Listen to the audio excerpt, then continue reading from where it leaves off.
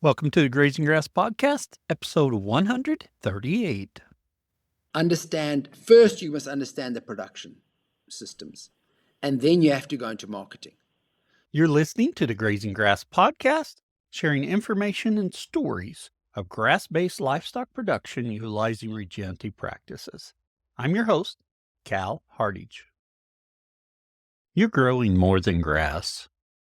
You're growing a healthier ecosystem to help your cattle thrive in their environment. You're growing your livelihood by increasing your carrying capacity and reducing your operating costs. You're growing stronger communities and a legacy to last generations. The grazing management decisions you make today impact everything from the soil beneath your feet to the community all around you.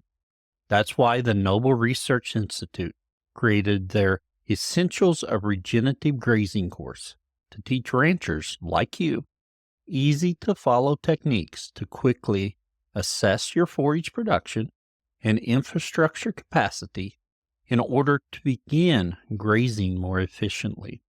Together, they can help you grow not only a healthier operation, but a legacy that lasts. Learn more on their website at noble.org/grazing. It's noble.org/grazing. On today's show, we have Angus McIntosh from South Africa on to share about his journey, how he is branding himself, branding his products, Farmer Angus, and how he's getting them to the consumer and what he's doing on his farm, how he started at ground zero, and for the past 16 years been working on his operation. Really good episode. I think you'll enjoy it. For 10 seconds about the farm. Well, the drought continues. We're still hopeful for rain. Our heart goes out to those people in Tennessee where the hurricane just dumped massive rains on them. If you happen to watch Justin Rhodes on YouTube, he's got some videos showing in the middle of the storm and stuff. It's really interesting. I encourage you to go watch it. It's amazing how much damage it did. Also for the farm, normally I see a post about the Ozark Fall Farm Fest. Usually it's because of Travis Ellis from episode 26. He always goes there and he posts, and I see it and I'm like, oh, I wish we would have planned for it and went. Well, last week we saw the post and we didn't have anything planned.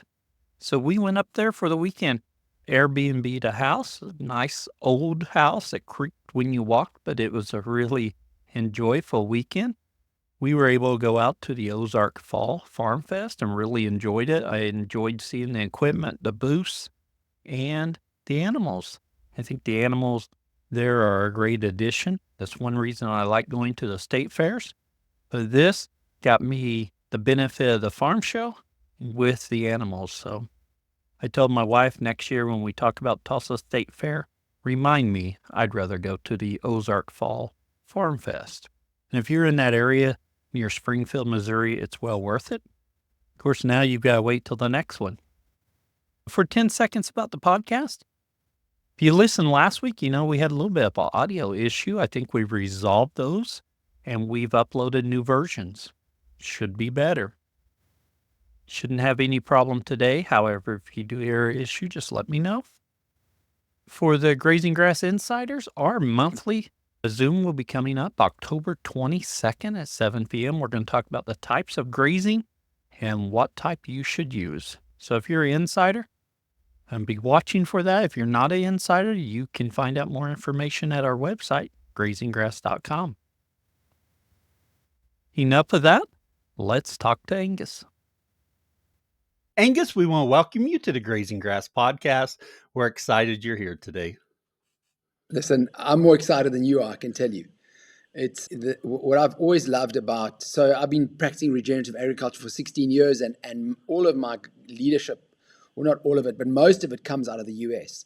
So it's wonderful to be speaking with you and you know, this network that you've tapped into, you know, the sort of paradox of American agriculture is that American agriculture gave birth to this monstrosity that is cage animal agriculture that is just destructive in every way. And yet America is also the place where the counter movement, the regenerative movement, Oh, yes. the grass movement is the strongest in the world. It's a fascinating situation, actually.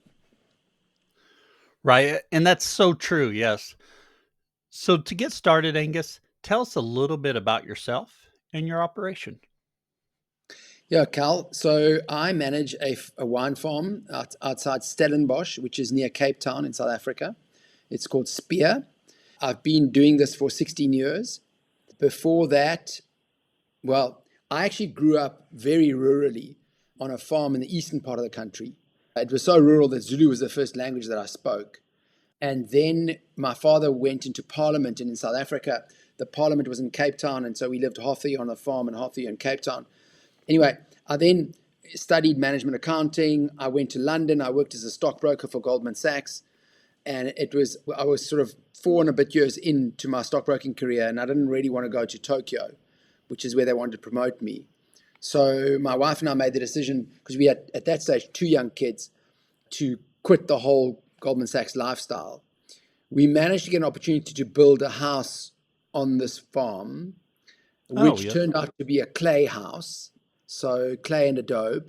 And I then, in June of 2008, read Michael Pollan's book, The Omnivore's Dilemma, where the book, I'm not sure how familiar you are with the book, but it's about, there's 3 parts to the book. And it's basically traces a meal from source to finish. And the middle part is about a grass-based farmer who happens to be Joel Salatin. And it was July of 2008. I read the book. I was so inspired by it. I put it down. I said to my wife, I want to be like Joel.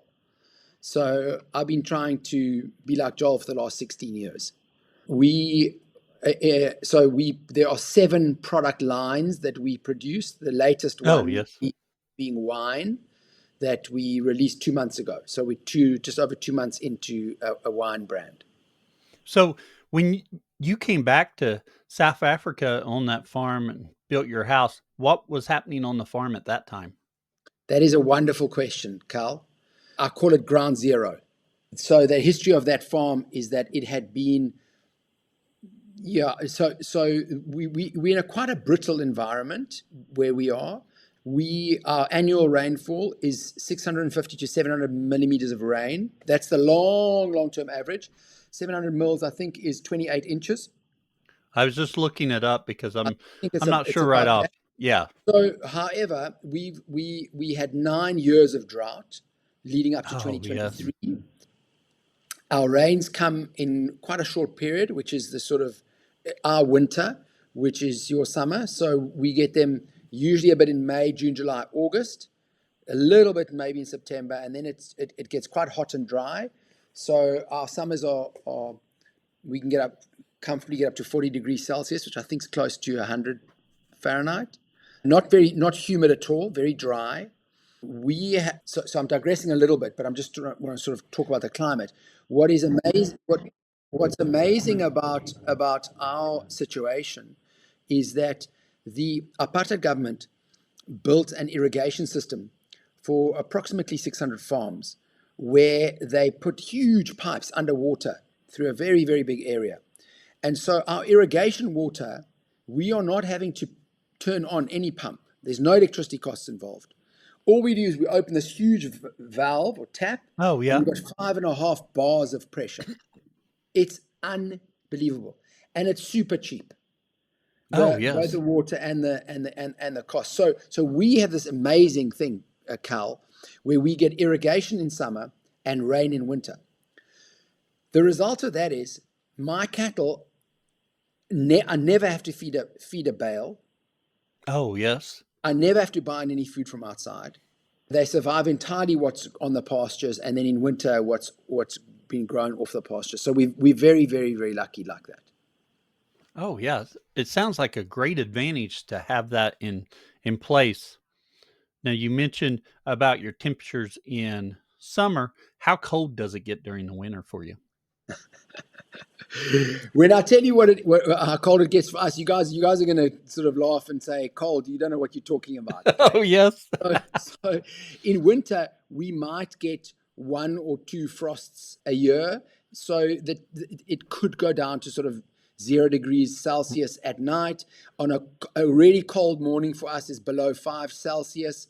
And then it usually in winter sort of will heat up to 15, 20 degrees or so. So it's pretty mild. It is. It's a pretty mild winter. It's probably as mild as Florida in winter. Oh, yeah. Maybe even not quite a bit colder than that. So yeah, that's the situation. We are the farm. I'm afraid I'm going to talk in hectares. I think acres is 2.2 or something. The conversion Almost 2.5. So 2.5. Okay, so 1 our hectare whole to is 2.5 acres. 650 hectares. The whole farm. Oh, okay. However, so that's what, over 2,000 acres, I think, and Yeah, and it'd be really part close of to that 35 hectares ish is where we have a hotel and restaurants and shops. Oh, yes. And an organic vegetable garden, etc. And then the rest of the farm is 21 hectares of vineyards.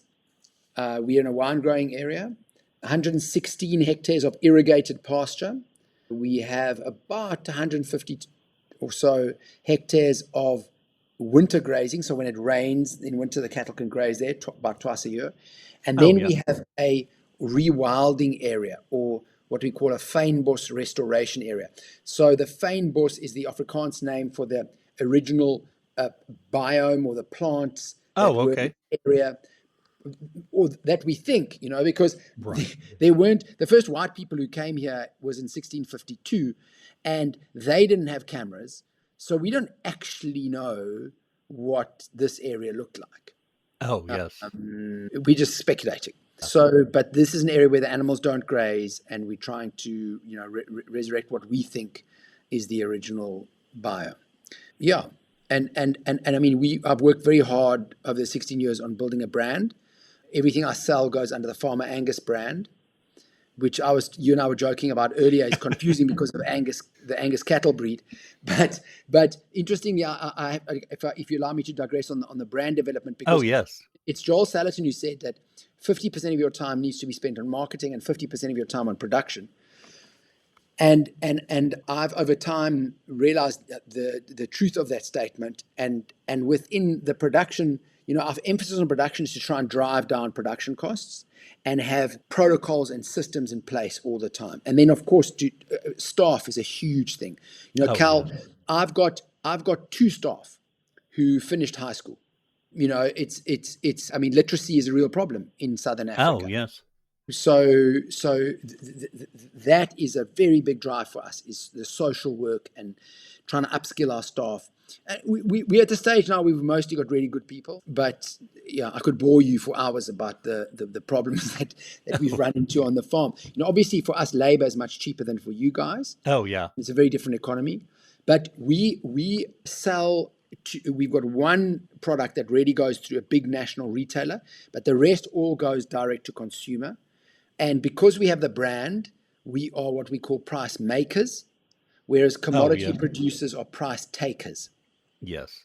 In South Africa, Cal, the farm gate prices for weaner oxen or heifers in the last 7 years has gone up by 1.3%. Oh, yes. So in South Africa, from 2010 to 2024, in 14 years, we have lost 56% of our cattle farmers. They've gone bust. And 54% of our corn farmers. So when I was in Virginia in August, oh my gosh, I can't believe it. Kit Farrow and Kit Farrow said that in the US, between 2017 and 2022, 142,000 farmers in America went bust. It's just the most shocking statistic. Oh, yes. The numbers are crazy when you start looking into that. Yeah. Cal, I don't know how it ends, but at some stage, I mean, let's talk later on about it. I've got a few ideas as to how I think this thing can change, or this mega trend can change. Well, but sorry, just back to us. So July 2008, I finished reading Omnivore's Dilemma. I was lucky that I had a Zimbabwean mentor for 3 years. He had been practicing a lot of this rotational grazing things on his farms in Zimbabwe. So he had 4 farms, employed 350 people, and Mugabe, in those days, Mugabe came onto his farm and said, "You got 24 hours to leave."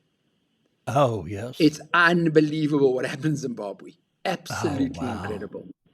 Um, and, you know, prior to that, Zimbabwe was the bread basket of Africa. They were the best farmers in the entire continent. They're incredible. So I was lucky for 3 years. He was my mentor.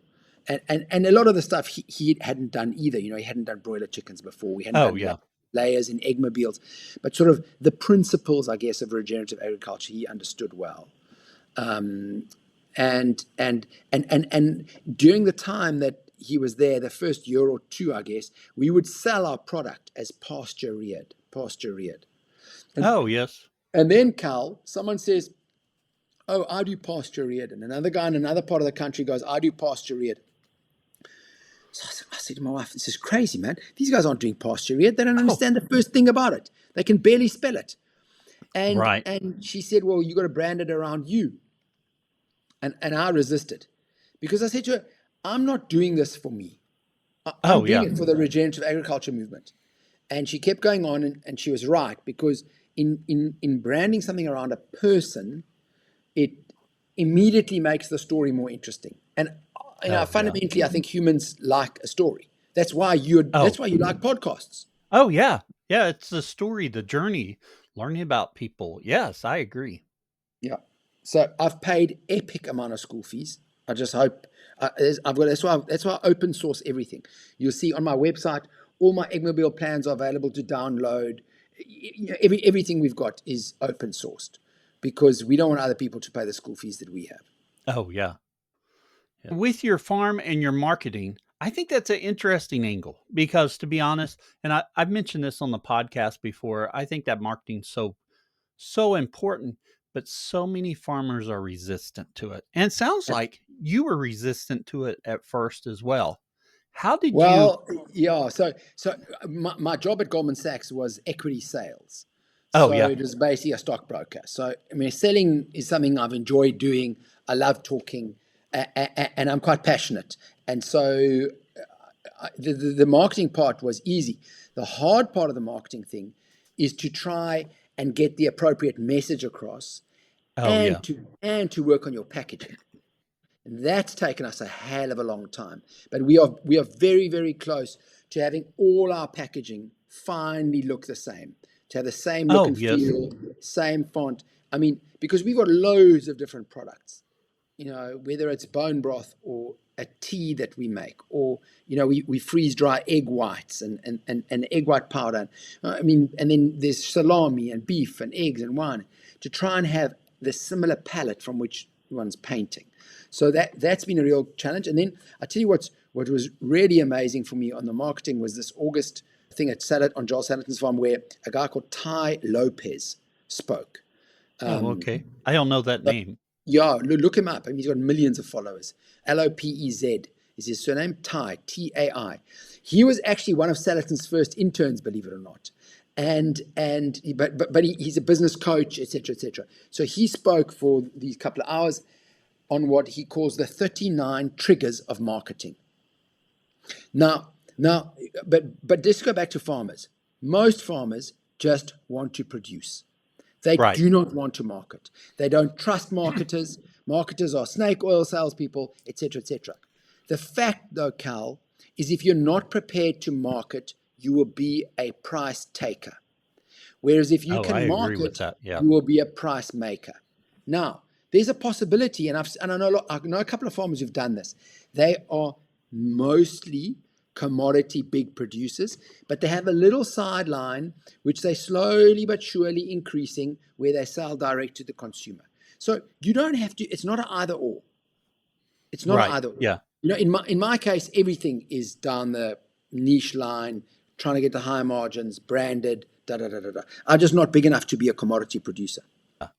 I'm not, and also our production costs in the regenerative model are way too high. So we couldn't be commodity producers even if we wanted to. You know, we got enough volume on maybe one or two of the products, but Oh, yeah. it's just not a game I'm prepared to be in. So just back to the marketing thing. So this Tai Lopez talks about the 39 triggers of marketing. And he says the first one, and I actually changed my website within days of being with him because of this. He says the first thing, top of everything, is called the blunt reward. Okay. So if we go to my website now, it's farmerangus.co.za, and you pull up my website, you'll see that if you go to the landing page, I've put in right. The first thing you're going to read is welcome to where you can buy the finest regenerative produce and learn why and how regenerative agriculture heals the earth, provides delicious, clean food. So that is what essentially we're about. You can buy our products and you can learn about regenerative agriculture, which is this healing exercise. Oh, That's yeah. the blunt reward. Whereas before that, the website had, little pictures and a thing that said, we believe in nature's power to sustain healthy life, da da da da da. That's not the blunt reward. And So sorry, Angus, jump in there. So the blunt reward is you're just telling the viewer or whoever's landed on your page what you're doing. Correct. Yeah. And So what they don't Tai have to did, hunt for it. absolutely. So what Tai did is he said, okay, let's go talk more about the blunt reward. Who of you in the audience has a website? So the hands go up. Who of you is prepared for me to look at the website and critique it in public here? And the hands went down. And no. Actually, a lot of people were prepared. And then he looked Oh, at people's business cards. He looked at their brochures, and it's amazing, Cal, how few people have their blunt reward slap bang right in the middle. well, I'll It's be honest. extraordinary. I have a few websites, and I would say 0 of them have the blunt reward right there at the beginning. This is really interesting to me. It's fascinating. It's really got me thinking. And then, of course, all the other triggers are supportive of that thing. They're elaborating on it. So, for example, if your target market is only men, then you need to have lots of statistics in there. Men love statistics. Oh, yeah. Women, Yeah. not so. But that's how you refine it. But those are refinements further down. At the top and center of everything is the blunt reward. Oh, yes. That's very interesting. Angus, I've got his website pulled up. I'm going to have to do some more looking on that. Oh, you found his website. Excellent. I do. Yeah, I've got it pulled up here. So I will have to spend some more time looking at that. I think the marketing aspect is very interesting. I think being a price taker versus a price setter is very important. And I readily admit we're too much on that price getter side. We're working towards that price setter side. So hopefully we get there. I actually want to rephrase that. We will get there at some time in the future. We're working that way. But let's change gears just a little bit. And we could probably already transition and call this the overgrazing section sponsored by Redmond. At Redmond, we know that you thrive when your animals do. That's why it's essential to fill the gaps in your herd's nutrition with the minerals that they need. Made by nature, our ancient mineral salt and conditioner clay are the catalyst in optimizing the nutrients your animals get from their forage. Unaltered and unrefined, our minerals have the natural balance and proportion that your animals prefer. This gives your herd the ability to naturally regulate their mineral consumption as they graze. Our minerals won't just help you improve the health of your animals, but will also help you naturally build soil fertility so you can grow more nutrient-dense pasture year after year. Nourish your animals, your soil, and your life with Redmond. Learn more at redmondagriculture.com, where we're going to dive in deeper into your farm and what you're doing on your farm. Because I think, for one, we could talk that marketing a long time, but let's talk about your farm and maybe we'll get some of that other a little bit later. So first on your farm, you've already talked about your environment. You talked about how many hectares that are set aside for each thing. Let's focus on your grazing animals right now. What do you have in way of grazing animals and how are you doing that? How are you managing those? So we have cattle, we have laying hens, we have pigs. We used to have sheep, but we stopped the sheep because of theft. South Africa is a very criminal society. And listen, Cal, sheep's the number one takeaway. Makes no sound, super comfortable to carry on your shoulders, and it feeds a lot of people. Oh, yeah. So, and we used to do broiler chickens. Unfortunately, I tried broilers 3 times. I had to close the business. My mortalities were too much, and my slaughter costs were just exorbitant because there's no infrastructure here to support small scale farming. So I had to yes. drive almost 100 miles to go and get my animals slaughtered. So you got to drive with a pickup and a trailer, come back. The next day you got to Yeah. drive the refrigerated truck there and come back. Right. It was epic. So anyway, the animals that we graze in the pasture, the cattle, the laying hens, and the pigs. The cattle we move twice a day, every day. And as I explained to you earlier, we've got this amazing climate. We don't have a barn because our winters are super mild. Because we've got this irrigated pasture in summer and winter grazing and rain in winter, we have green growing grass all year round. Yeah. There's times when the nutrition is down a little bit in the grass and the cattle sort of stabilize, but mostly they're just growing all year. So we never have to bring in food from outside. The only things that we do bring in from outside from the cattle are the ingredients of the free choice mineral licks, which is another idea that we got out of the US. And there are very, very few farms in this country that do the free choice minerals. It's just boggles my mind. So are you doing pre-mixed minerals or? No, so we will buy all the raw minerals, and then in the compartment of the wagon, we will put mixtures in. Yeah. So that cafeteria style. Exactly, cafeteria style. It's a brilliant description. So the cattle we move twice a day, every day. We've currently got about 175 cattle on the farm. We'll be close to 200 when the calving season finishes. We aim to calve when nature calves, so in our spring, early summer, which is right now. I can talk about the cattle breeds if I do. I love breeds, and I know you're new to the podcast. That's always my question. What breeds are you running? Okay, but I'll come back to the cattle if you don't mind. Okay, that's great. I'll talk about the chickens. So we've got 6,000 laying hens in eggmobiles, which is another American invention, and they are incredibly aggressive graziers. Though the eggmobiles, they're on wheels, and we move them every single day to fresh pasture. If we don't, they completely overgraze and overfertilize the area. Yeah. So that's an important thing for us to do. The pigs is a very different story. The pigs we move approximately once a week. We have them in areas where we want them to open up the bush and really get their noses. I mean, that pig snout is just the greatest agricultural tool ever developed, and get them into really turn up the soil and bring fertility into a very degraded farm. We spoke earlier about the farm, but I actually should tell you a little bit more about what used to happen here. So for a long, long time, it was the university's farm, and they just did all sorts of tests on it. And then at one stage, they grew tobacco on it, and they fumigated all the soils with methyl bromide and then planted tobacco in. And then on an 80-hectare block, which is nearly 200 acres, they did carrots without rotation for 7 years.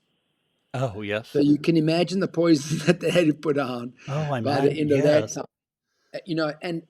And lots of artificial fertilizers, etc., etc. So it has been a genuine regenerative product or project in our case of rebuilding the soils.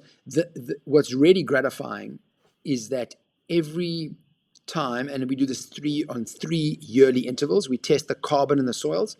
It's gone up and up and up, and we've actually been paid carbon credits 3 times already for increasing the carbon in our soils. Oh, yes. So another income stream there. Yes.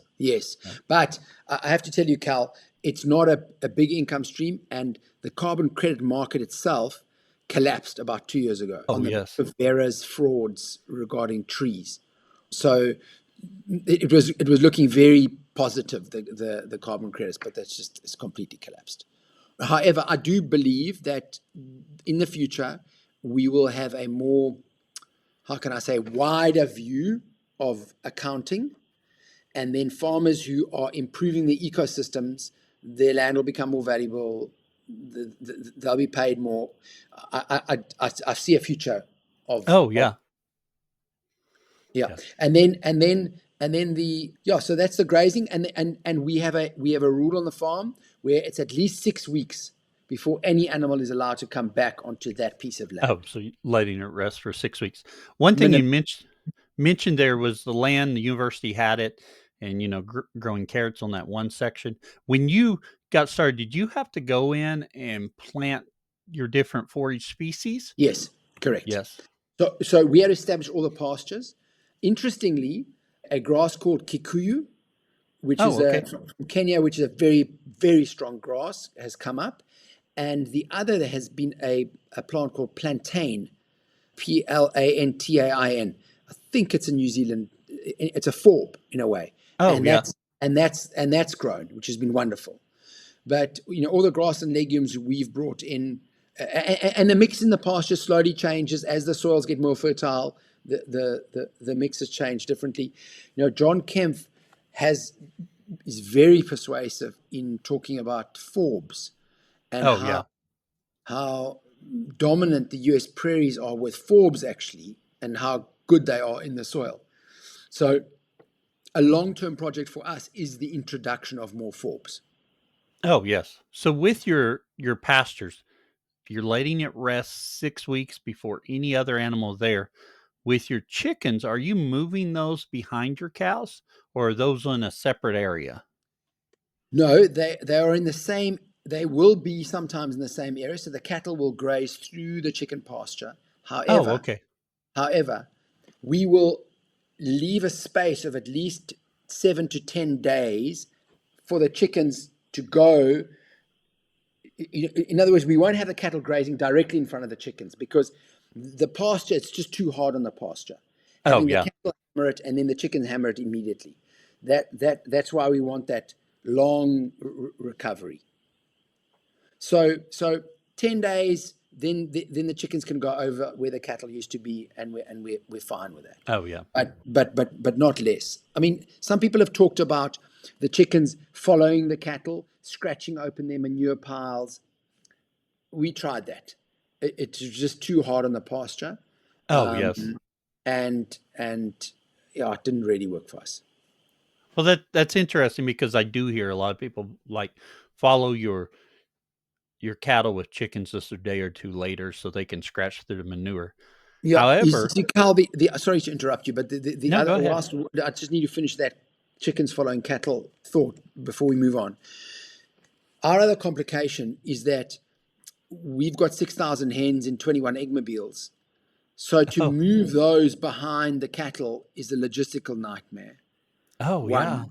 Two, our eggmobiles are quite big. They're 3.5 meters wide by 8 meters long.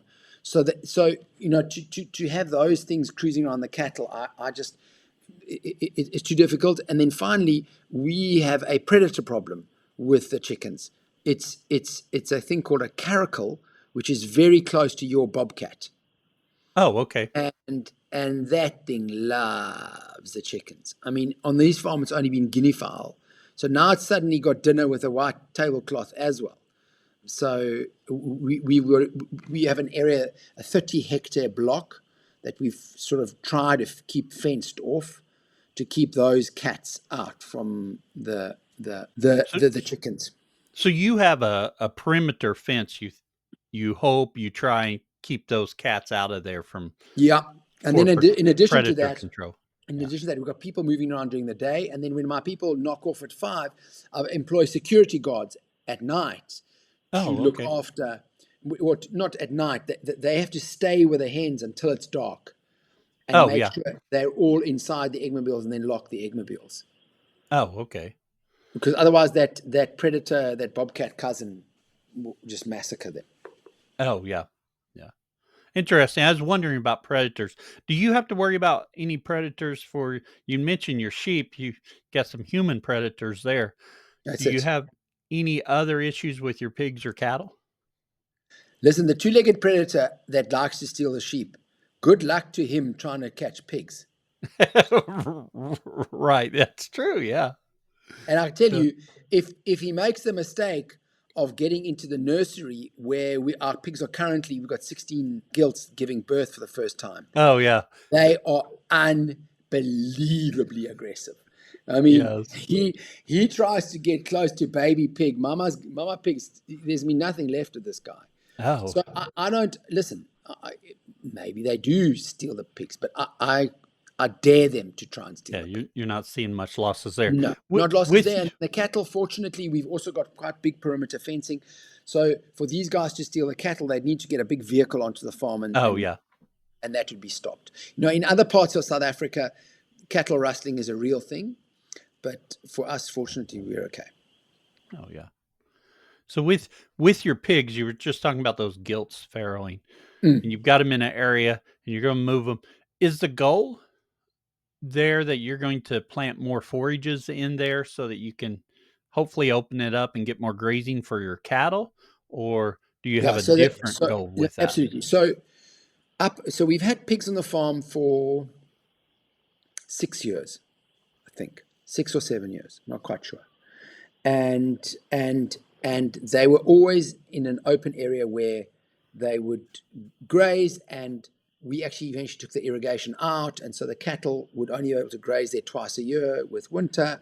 However, the pigs are, I don't know how to, I don't even know English, my English is beyond me, but they are ultimately disrespectful Oh yeah. of any human plans that you have, especially That electric they fence. are, yes. Okay.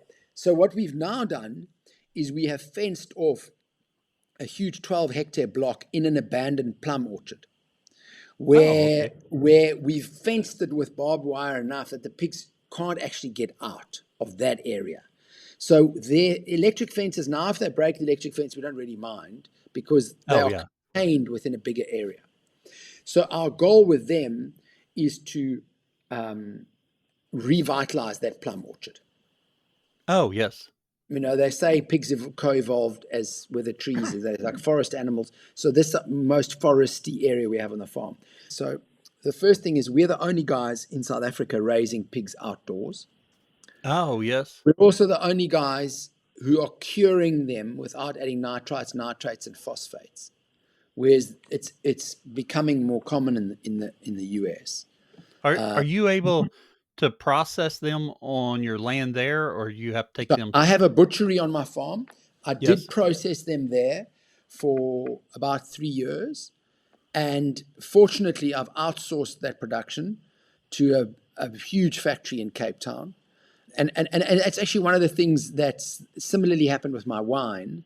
I've collaborated with a much bigger company, and it's Oh been a yes. real benefit that I've got. This sort of little guy is working with the big guy, so it's not the little guy being crushed by the big guy. I'm getting it's the best of both worlds Oh from these yeah. collaborations, both on the cured meat and on the wine. Oh, very good. So we were just lucky that they were prepared to do this for us, and so they like contract make it for us. We're the only stuff in their factory without the nitrites, and phosphates. But it's a business that's kind of going. It goes okay. Oh yeah. South Africa is quite a small market. It's not hugely appreciative of this kind of thing. I am looking into export for this product because I want to find a bigger market that's more appreciative of it. Oh yeah. And are you marketing locally there to Cape Town? How far away from Cape Town are you? Sure. So we are about half an hour from Cape Town. Oh, okay. We do deliveries 3 days a week into Cape Town, and then the other 2 days elsewhere. Our cured meat, this pork I was talking about, it goes to a national retailer. So that we take to their big distribution center, and then they ship it around the country, which is very handy. And then we do have a client up in Johannesburg who we send a whole lot of stuff to. In fact, that we use a freight company that specializes in refrigerated transport. Oh And yeah. they broke the gate going into my butchery on Uh, Tuesday. oh no. So now I've said to them, listen, hold on. You're charging us, but for a change, we're going to charge you. You were right. Yeah. Well, let's jump back just a little bit, Angus. Mm. Let's talk about your breeds of animals you're running there. So, let's start with your cattle. What kind of cattle are you running? And with a name like Angus, you might think you're running Angus cattle. Listen, it's a joke that unfortunately I'll never get tired of. That my father named me after a cattle breed, although he claims he didn't name me after a cattle breed. Oh, yes. It's amazing. The Angus Breed Society, and hats off to them, Oh, they have have done done a wonderful job. a wonderful job of fooling the world into thinking there's something special about Angus beef. Yes. It's absolute nonsense. Beef is entirely dependent on what it's eaten. I mean, I've done these trials. I had 8 breeds of oxen, raised them all, same diet, blind tasted them to all the chefs. No one can tell you any difference. Oh, yes. Obviously, the breed societies are desperate to tell you a difference. Oh, And yeah. I mean, some of the most fanatical people in the world are people committed to their cattle breed.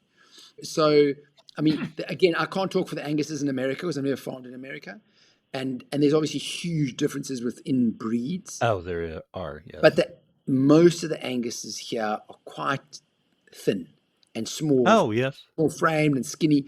And I prefer a bit more meat. I'm in a very fortunate position that I've got this amazing grazing all year round. So I can afford slightly larger framed animals. So for quite a few years, I was just doing pure limousine cows, limousine Oh, yeah. cattle. Then I crossed them with a red Angus, actually. Very nice cross. And this Oh, year, yeah. I've crossed them with a Bonsmara bull. So Bonsmara is a you could call it a hybrid breed, but I mean it's been around since the 40s and 50s now, so it's quite well established. And Dr. Bonsma, I think, modeled the Bonsmara off what Tom Lasseter was doing with the Beefmaster. Oh, yeah.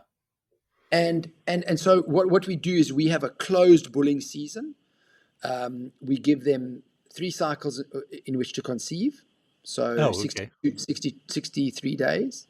And yeah, we do pregnancy tests. And if they're not pregnant, then we'll cull them. You know, there's usually 1, this year 2 cows that weren't pregnant, and then the rest are fine. And then we did an experiment the year before with a Simmentaler bull. And the Oh, yeah. Simmentaler bull on the limousine cows, those calves were just too big. They were just enormous. Oh, yeah. Yeah. So for 2 of them we lost a calf with birthing problems, which is very sad. But I've got literally 2 days ago I got the first calf on the ground of the season, and they're beautiful. Those little Bonsmara calves, they'll be fine. But what I like about the Bonsmara is there's a lot of Bos Indicus in it, and the limousine is obviously the limousine and the Red Angus are Bos Taurus. So if you can get that Bos Taurus, Bos Indicus cross, it's wonderful. Get that hybrid I have to say, I was in the States 2.5 years ago, and I spent 2 weeks driving around rural Alabama and rural Tennessee, just trying to find some regenerative farms. And I ended up on a couple of farms where they were really involved with the South Pole. Oh, yes. My gosh, what an animal. Hell, I was impressed. I've been impressed with them as well. Damn it. In fact, that's the bulls I'm running right now, are South Pole bulls. Wonderful. So wonderful. now, I mean, there's not a single South Pole in South Africa. yeah. Who knows? One day I might be able to actually bring some embryos in or some semen in. I'd love to see them here. They were magnificent. And the thought that this Teddy Gentry, I think it was, put in, and the money was proper. Oh, yeah. Yeah. Well, I have to admit this. When I first heard of South Poles, when I thought, well, Teddy Gentry from the band Alabama made it, I'm like, I'm not so sure I'm interested in that, to be honest. And then upon more research and actually seeing them and stuff, I've been very impressed. And then I heard Teddy Gentry talk at one of the field days they had, and he spent a lot of time researching what he wanted for his environment, and then spent the money to breed towards that. That took, if he wasn't a famous singer, he might have got some of that done, but being that gave him the ability financially, time-wise, to be able to do it, which is amazing. I've been pretty impressed too. Now, so how long have you had South Pole bulls? This will be, I think, 3 years. And are you happy with the offspring? I am very happy with them. We've got 2 herds here. We have my dad's herd. We have my herd. With my herd, I'm breeding just to South Poles, and I'm going completely that direction. I'm all in on it. Now I've got some Corriente cows. I also have some South Pole cows, but I'm working that way.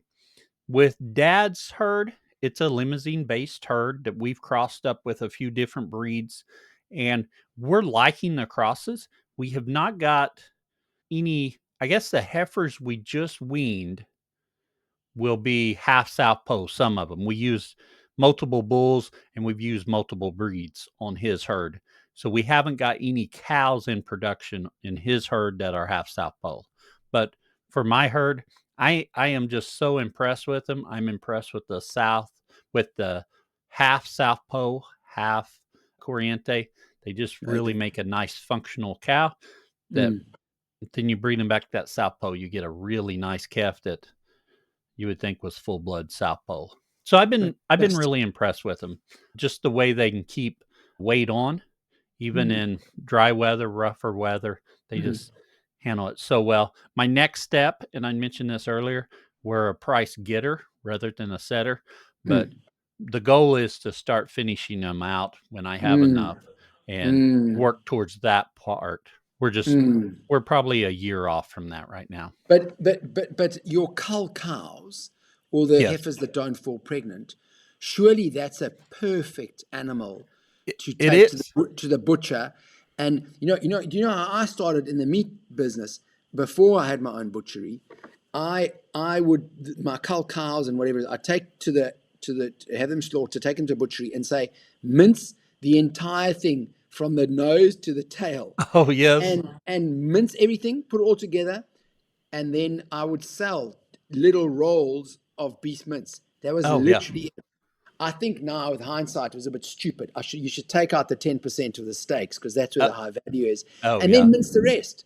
But literally just mince the rest. That's actually my thoughts on my first set that I will have to slaughter or to process is Mm. it'll be my heifers that didn't breed. Yeah, that beef is amazing. Yeah. So, It's delicious, and they're fat. So oh, they are. again, take literally what we do is we basically take the steaks out. They kind of sell themselves. The forequarter ground beef we turn into burgers, and the hind quarter ground beef we turn into just ground beef. Oh, yeah. That's Yeah. it. The burgers from the forequarter are delicious, and then the Oh, yes. ground beef from the hind quarter. And Oh, then yeah. your other challenge, of course, is that 25% of your carcass, well, again, it's breed dependent, between 20 and 30% of your carcass is bones. Now, we again copied the Americans, but we've had a bone broth business now for quite a few years, and that's going really well. Oh, yes. So yeah, Cal, I mean, you guys already know all that stuff, but it'd be quite cool to just start your own brand with ground beef. Yeah. Which I think is a great idea. And, as we work towards that, um, not really as we work towards that, So we're working towards that. your question around breeding, Yeah. I'd On your like to touch breeds. on my chicken and pig breeds, but before I do that, Well, we'll just talk something about the beef thing. yes. Have you heard of a guy called Dan Kittredge, the Bionutrient Association? I have not. So Dan Kittredge, and it's called the Bionutrient Association. Wonderful, wonderful man. He is about 6 months away, maybe 10 months away, from having a handheld meter that's spectroscopy based that will tell you the omega 6 and 3 ratio of meat. Oh, yes. Cal, just understand what that's going to do for the grass-fed beef market. Oh, yeah. Because all corn-fed beef is the omega-6 ratio is super high on the omega-6 side. As soon as you drop the corn and you introduce multi-species pastures, it literally inverts. And so you have a very, very low omega-6 to 3 ratio. And that is, it's my belief that we are moving into a world where the consumer is going to be able to measure for nutrient density. Oh, yes. He is. And Yeah. Dan's the first step towards doing that. And as soon as we've done that, then the feedlots have got problems because people are going to go, I just want grass fed and grass Oh, finished yeah. beef. Yeah. Well, I think it has potential to even help on grass fed because I've got a friend that they're like, we tried grass fed once. We won't try it again. I'm like, let me change your mind. I'll be there soon, and I will change your mind. Hey man, Cal, those heifers of yours will change their minds. Oh yeah, yeah. So jump back on the breeds Yes. on cattle before you get to the other species. Your genetics, are they predominantly South African genetics, or have you all imported Mm, genetics from Europe or North well, America? so the limousines would obviously have come from France. Well, yeah, they had to come from Yeah, somewhere they else had to to come get from there, France. but I did bring in some limousine semen from the UK at one stage, oh yeah.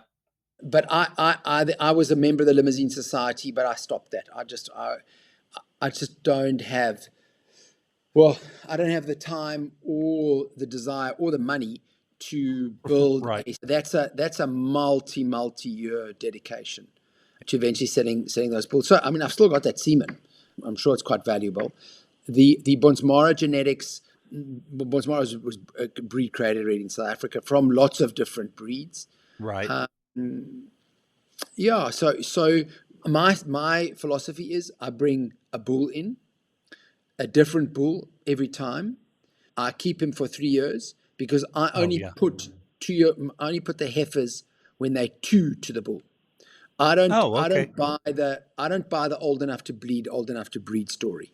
Oh yeah. Whereas a lot of people do that. They put them in at 9, 10 months and they're calving, before they two the first time. Oh yeah. But then what they don't tell you is how much they struggle to To get them to fall rebreed. pregnant the second time. Hmm.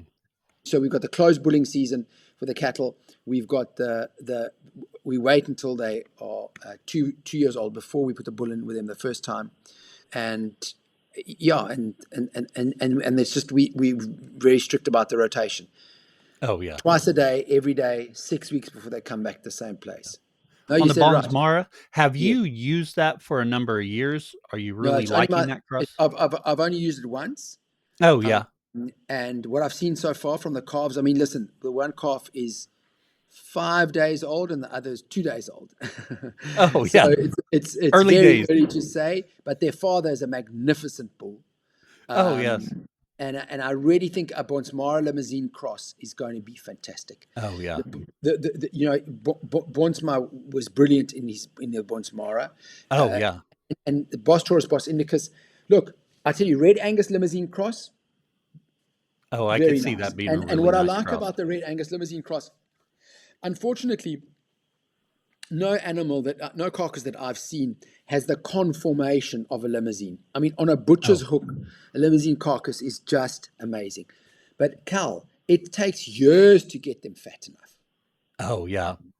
It really takes a very, very long time. So since we've added the Red Angus genetics, the carcasses aren't quite as magnificent, but those animals get fatter much quicker, Oh, you can get them finished earlier. much earlier. Oh yeah. So that's the one. The other limousine cross, which people have experimented with, is a Brahmin, Oh yes. specifically the Mansu Brahmins. Those are very good. The other cross the breed, which is really popular here, which does amazingly, is what they call the Simbra, which is Simmentaler Oh Brahman. okay. Yeah. But it's those F1 crosses that do really well.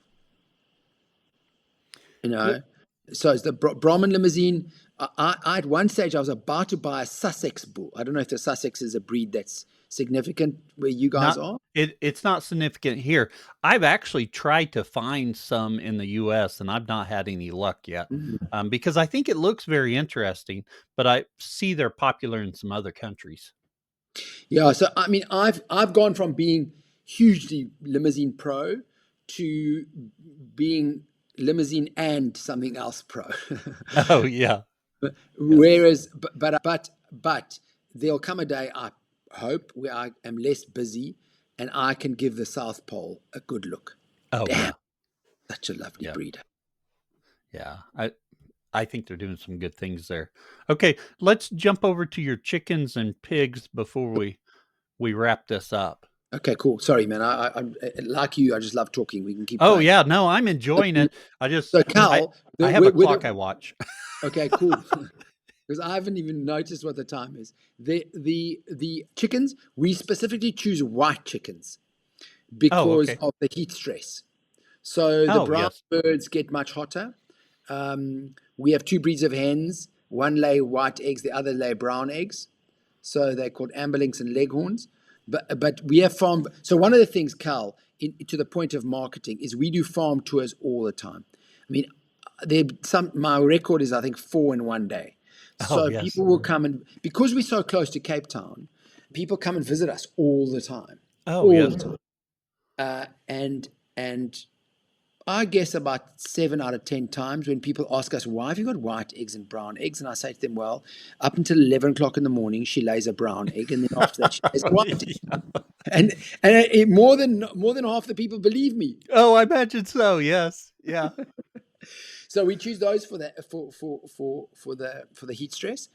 And Yes. then the pigs, we've actually using Duroc boars, which are brown Oh, boars, okay. because the flip works for them. They handle the heat better than the white pigs. Oh, yes. Yeah. Yeah. And I mean, listen, the Duroc pros will tell you the marbling in a Duroc pig is better, blah, blah, blah, blah, blah, blah, blah. You know, my theory of the pigs again is I want a pig that is epigenetically adapted to my farm. Oh, So yes. I'm now in my third breeding cycle because I always just used to buy in weaner pigs. Oh, yeah.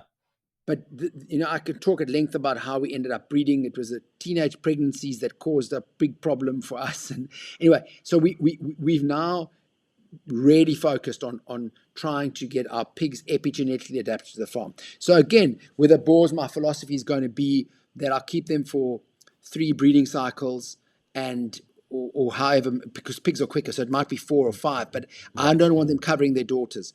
And that's when I'll bring in new genetics. Right. Yeah. But listen, outdoor pig farming is an engineering challenge. That's it. Oh, yeah. Oh, those things are destructive. Mamma mia. The other thing that's really fortunate for us is that in South Africa, you're allowed to feed food waste to pigs. Oh, okay. And the result is that our pigs get this incredible diet of expired fruit and veg, expired ice cream, porridges that didn't work properly, just lots of different things, which is Oh, fantastic. yeah. Yeah. It gives you a little bit more flexibility there. Mm. Now, one thing, just real short, you're selling all that locally. Have you found the demand to be? I know you have the 3 species and you had sheep and you changed that Mm. and you're not doing broilers anymore. Are your customers asking for some of that, or are the 3 species you have with the eggs and then the pork and beef really meeting your consumers' needs? Yeah. Well, the eggs not. So we were producing 5,500 eggs a day. Bird flu came along. The effect of bird flu was that we could not buy replacement hens. Oh, yes. And then for a whole year, we've been at 2,500 eggs a day. Now, a month ago, we managed to get some replacement hens, so our numbers are slowly picking up again. Oh, yeah. We touch wood, and we're very grateful. We're selling out of all our eggs. So we could have a bigger egg business. Oh, Uh, yes. Yeah. Beef, we deliberately pulled our horns back because we want to just, instead of buying in, the other guy's making the money. I want to breed my own and grow them by myself. So the beef business I've really shrunk down. There's a quite a fancy hotel that's opened that's on the estate, actually being renovated at the moment. But that hotel, we are going to exclusively supply them. So our beef is Oh, yeah. our beef is our beef is ready for ultra local consumption. The Oh, cured yes. meat is a national thing, and the wine is my first export product. So the wine is an Oh, international yeah. thing. Do you graze your vineyard at all? Yes, once a Yeah. year, super high density with the cattle. Oh, yeah. And the reason for that is we want them to graze the cover crop, smash it completely. We obviously want their manure and urine as a fertilizer. Oh, yeah. And because we farm our vineyards organically and biodynamically, we don't use herbicides to kill the weeds. Sorry, the growth. But we Right. want as much biomass as possible. And the enzyme in a herbivore spit that stimulates plant growth, we want that in the plant because the more biomass we can generate in winter and in spring, when the hot summers come, that biomass covers the soil and keeps it cool. Oh, yeah. Yeah. Very good. Angus, it's time we transition. We do our famous four, sponsored by Ken Cove Farm Fence. Ken Cove Farm Fence is a proud supporter of the Grazing Grass podcasts and grazers everywhere. At Ken Cove Farm Fence, they believe there's true value within the community of grazers and land stewards. The results that follow proper management and monitoring can change the very world around us. That's why Ken Cove is dedicated to providing an ever-expanding line of grazing products to make your chores easier and your land more abundant. Whether you're growing your own food on the homestead or grazing on thousands of acres, Ken Cove has everything you need to do it well. From reels to tumblewheels, polytwine to electric nets, water valves to water troughs, you'll find what you're looking for at Ken Cove. They carry brands like Speedrite, O'Brien's, Kiwi Tech, Strainrite, Job, and more. Ken Cove is proud to be part of your regenerative journey. Call them today or visit kencove.com, and be sure to follow them on social media and subscribe to the Ken Cove YouTube channel at Ken Cove Farm Fence for helpful how-to videos and new product releases. And Yes. same four questions we ask of all of our guests. Our first question: what is your favorite grazing grass related book or resource? Stockman Grass Farmer. Excellent resource. I don't even know. I think back to when I started getting that, and I don't even know where I came across it, but it's a tremendous resource. And the great thing is they deliver it to me each month. Well, mine's also delivered, but via email. Oh, well, okay. So I splurge. I have the email version or the digital version and the paper version.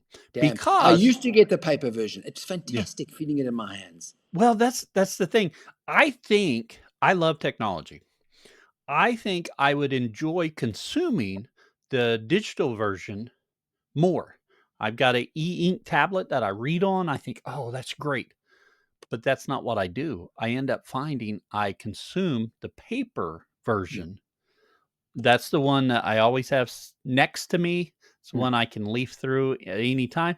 And I read more when I have the paper version. And I can see also the other thing is the way Stockman Grass Farm has been put out there's an article that starts and then it goes to this page. Oh yeah, and you that got to page. jump. Yes, That in a paper version is so much easier Oh, than it in the is. digital version. Okay, It is. Yeah. So to read the digital version, you've actually got to say, okay, I'm now committing to sitting and reading this. You're absolutely right. So I think when my subscription comes up for renewal, I'm gonna get the paper version. Oh yeah. Yeah, we just have issues with our post is rather unreliable down here. Oh yeah. Actually, I'm looking here. I have the renewal envelope I just got from them. Right here. I have to renew mine. That's wonderful. Our second question: what is your favorite tool for the farm? Solar powered electric fence. Oh yes. I love the capability of having a solar powered energizer and the portability. It gives me the ability to run electric fences on land I don't have power to, which is so nice. Mm-hmm. Yeah. Our third question: what would you tell someone just getting started on their regenerative journey? Avoid paying school fees. Try and limit yourself to doing one thing. That's been my biggest mistake. I've just done too many things. Limit yourself literally to doing one thing. First you must understand the production systems, and then you have to go into marketing. So you got to design a very good logo. Thanks to Tai Lopez, you got to know what's the blunt reward. You got to really bring people along on your story. And even if you're starting, just start an Instagram page and take photographs and tell people what's going on. People just love it. They come along on the journey. You've got to bring people along on your journey with you. Don't put yourself under pressure that, I've got to have all of these things in place. You're starting, man. Everybody wants to see someone starting. Right. Yeah.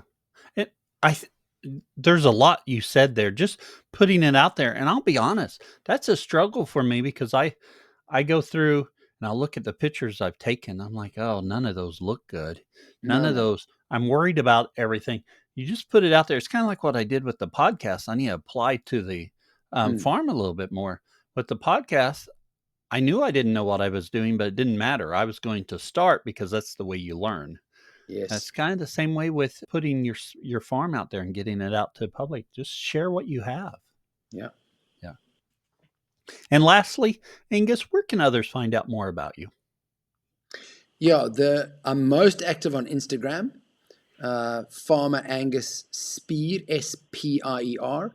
I've got a website. It's farmerangus.co.za. You can email me through that website. My Instagram is automatically linked to Facebook, although I can tell you that I've never been on Facebook. I just know it's linked to Facebook. I've also just started a little TikTok channel and a YouTube Shorts channel. Obviously, the best way is to come visit us. I realize it's a long way from Oklahoma. Yeah, it is. I'd love to come visit. We are and it's cheap for you guys. You can't believe how far the dollar will take you in Africa. Oh, yes. Yeah. Very, very far. That'll have to be on my to-do list. My wife has this little problem with vacations. If I say we're going on a vacation and then I somehow include looking at a farm or animals, she's like, that's not a vacation. Yeah, it is. It's still a vacation. We just took a little bit of time for the business so we can count some of those expenses. Yes. Well, Angus, it's wonderful. Really enjoyed talking to you today. Thank you, and appreciate you coming on. Yeah, man. The pleasure's been all mine, and strength to your arm. I look forward to, reading more about what you guys are doing, especially your direct-to-consumer beef. Well, thank you. Appreciate that. All the best, eh? Stay well. I really hope you enjoyed today's conversation. I know I did. Thank you for listening. And if you found something useful, please share it. Share it on your social media. Tell your friends. Get the word out about the podcast. Helps us grow. If you happen to be a grass farmer and you'd like to share about your journey, go to grazinggrass.com and click on Be Our Guest. Fill out the form and I'll be in touch. We appreciate your support by sharing our episodes and telling your friends about it. You can also support our show by buying our merch. We get a little bit back from that. Another way to support the show is by becoming a Grazing Grass Insider. Grazing Grass Insiders enjoy bonus content, monthly Zooms, and discounts. You can visit the website, grazinggrass.com, click on support, and they'll have the links there. Also, if you haven't left us a review, please do. It really helps us as people are searching for podcasts. And I was just checking them, and we do not have very many reviews for 2024.